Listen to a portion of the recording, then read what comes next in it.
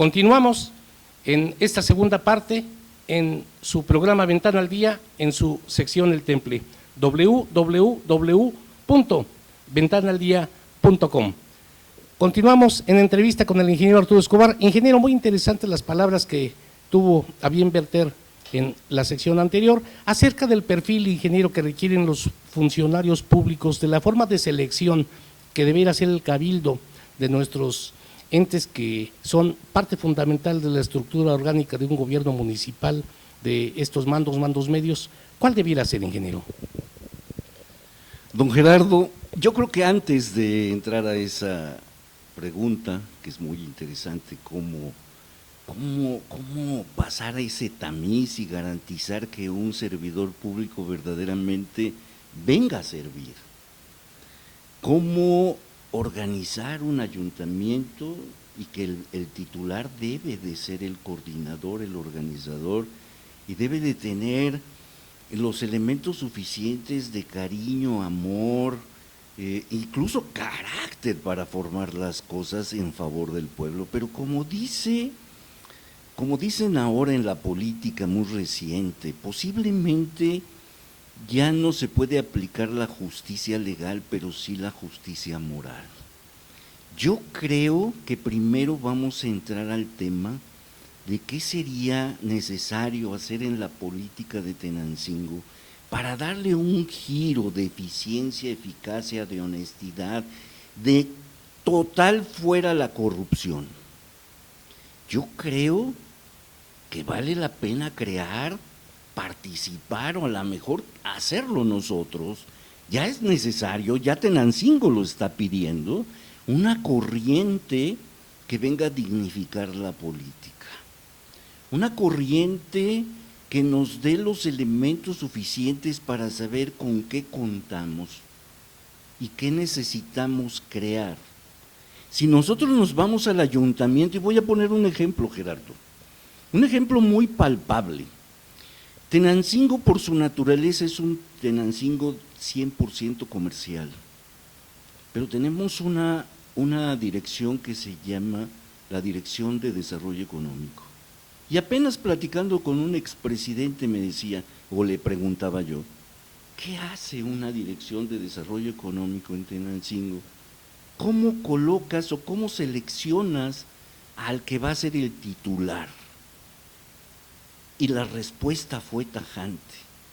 En primera, revisa lo que dice el bando, revisa su reglamentación y hace de todo, de cobrador, anda viendo si le dan licencia o no, pero no es desarrollo económico. Y luego, checas a quién ponen de titular y es su cuate, que quién sabe si haya ido a la escuela o no, tenga conocimiento, no tenga experiencia, tenga convicción, tenga voluntad, tenga ganas de trabajar. Pero también los que nos están escuchando van a decir y se van a preguntar, ¿qué hacemos? Bueno, yo te puedo adelantar que vamos a crear esa corriente de dignificación de la política. Si bien es cierto, ya no podemos aplicar, repito, ya no podemos aplicar la justicia legal, hay que aplicar la justicia moral, que se sepa el comportamiento en el ejercicio y aplicación de recursos por parte de todos los expresidentes municipales, del color que hayan sido. No se vale que al amparo de una integración o un informe amañado que ni le entiendes, que nunca se preocupan por dar cifras que nosotros las entendamos, no nos dice nada, no rinden cuentas. Luego nos enteramos que el órgano superior de fiscalización hizo auditorías, que salieron algunas observaciones que tienen incluso resarcitorios, pero no nos enteramos de nada. Incluso unos llegan hasta hacer crédito fiscal y se desaparece, ya no se sabe si pagaron o no. Entonces eso es totalmente un abuso de autoridad, una burla a su pueblo. Entonces, ¿qué vamos a hacer? ¿Crear esa corriente? Sí es necesario crear esa corriente de dignificación, que paguen los que tengan que pagar, incluso moralmente si nada más es posible. Pero también vamos a crear una oficina que va a tutelar los derechos de los ciudadanos. Lo que no hace la autoridad municipal lo vamos a hacer nosotros, contra todas las autoridades. Porque no se vale que les pagamos de recursos públicos, de nuestro dinero, para que nos den un maltrato. Y ahorita tenemos un ejemplo palpable, Gerardo. Un compañero que trabaja en el ayuntamiento, que es un chofer de un camión que tiene un horario de 5 de la mañana a las 8 de la noche, es un joven que le pagan como peón y que no alcanza ya mero a que le paguen un salario mínimo, y nada más porque le caer gordo al que llegó de jefe, lo corren.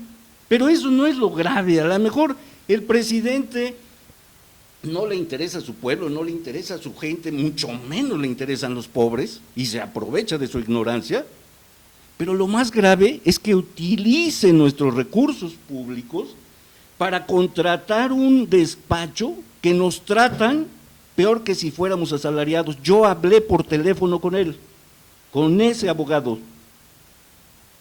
y las contestaciones y el tono, pues, como si estuviéramos en la época virreinal. Y eso que tenemos un presidente que se jacta de estar preparadísimo en cuestiones de leyes, cuando él, de acuerdo a la Constitución, él es el que debe velar que se aplique la justicia, y sobre todo a la gente pobre, y además es su pueblo. No se vale. ¿Tenemos que hacer algo? Sí, tenemos que hacer algo. Vamos a hacer cosas, al menos para que se ventile esas, yo diría, atrocidades hacia la persona. Sí sabes que retenerle el sueldo a una persona con niños chiquitos que le pagas peor que peón, y detenerle su sueldo es criminal, Gerardo. No se debe de hacer, es su pueblo, que no se le olvide. Ingeniero, acerca de la diferencia tan disparatada que existe de los sueldos tan elevados en el caso de los ediles, integrantes del cabildo, de los directores, y los sueldos tan paupérrimos, sueldos escasos que apreciamos en la clase trabajadora, ¿qué pudiéramos nosotros concebir de esa sensibilidad, de esa operatividad que es real, visible y tangible en esta nuestra realidad política al respecto? ¿Cuál sería la propuesta, ingeniero? Y mencionó usted la situación del desarrollo económico. El caso del trabajo de turismo, ¿es también desarrollo económico interno? Mira, Gerardo, es una pregunta que yo creo que si ahorita la discernimos no nos alcanza ni la tarde ni la noche. Pero vamos a ir un poquito más para atrás. Tú preguntabas cómo seleccionar a esos servidores públicos, empezando desde el presidente, regidores, síndico, directores y demás. No debemos olvidar, porque pareciera ser que los mexicanos nacemos sin memoria. No debemos olvidar que cómo se pobló el ayuntamiento desde sus orígenes. En el momento que tenían que participar partidos y en el momento que entraban en supuesta competencia para lograr obtener el poder, ellos metían a todos los que les habían ayudado a ganar el poder. ¿Es correcto? Sí, sí es correcto en aquellos tiempos, pero ahora la ciudadanía ya demanda otras cosas. Ya demanda la especialización, ya demanda la eficiencia, la eficacia. Y tenemos todavía esa estructura enorme, esa estructura cara, esa estructura administrativa, incluso ignorante y obsoleta. Porque estábamos haciendo en fechas pasadas, en días pasados, un pequeño estudio de cuánto nos cuesta mensualmente los procedimientos que generen producto, cuánto nos sale cuando pagamos el capítulo 1000, que son los salarios. Y yo me atrevo a decir, Gerardo, que es el municipio más caro. Tenemos muchísimo personal que no produce ni genera nada. Pero lo tienes que sostener posiblemente.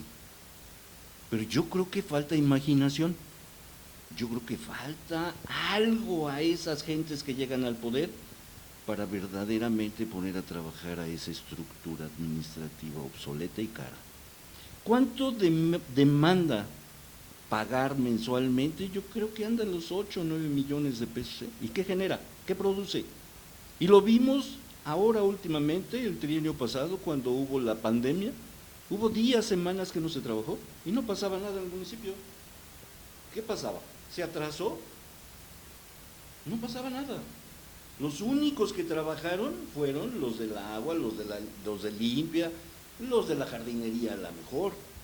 Y además son los menos que reciben una remuneración decorosa, ¿no?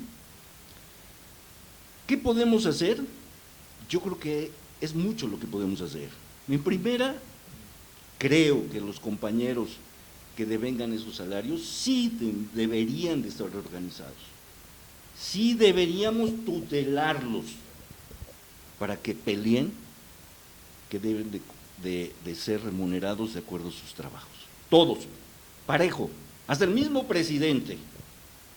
Hay que meternos a ver qué hace y qué no hace y verdaderamente debe de ganar ese salario.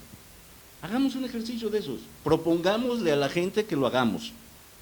Y a mí me da risa cuando dicen esos candidatos que se postulan, los regidores, yo no voy a robar, yo tengo mi trabajo y terminando de aquí me voy. No es cierto, eso es mentira. ¿Qué vas a hacer estructuralmente para que no te permitas a ti mismo robar, ser corrupto? Entonces tenemos mucho que hacer, Gerardo. Yo creo que vale la pena tutelar a esta gente y no tan solo lo veamos como algo unilateral de que vamos a tutelar a un grupito. No, esto nos conviene como sociedad. Tenemos que darnos cuenta, tenemos que sacar a flor toda la información y todo lo que pasa en nuestro ayuntamiento. Nos pareciera ser que el ayuntamiento nada más es privativo de que lo conozcan los que viven ahí en el ayuntamiento. Y no es así. Ellos trabajan para nosotros. Nosotros les pagamos a ellos su salario. Y tenemos el derecho y la obligación de observar, analizar, evaluar que estén cumpliendo y sean eficientes y eficaces. Ingeniero, por el momento vamos a despedirnos de nuestra hermosa gente en esta segunda parte de su programa Ventana al Día en su sección El Temple. Ahora nos puedes ver y escuchar en www.ventanaldia.com. Noticias, reportajes, musicales, entrevistas. Visítanos en www.ventanaldia.com, la ventana del sur del Estado de México para el mundo.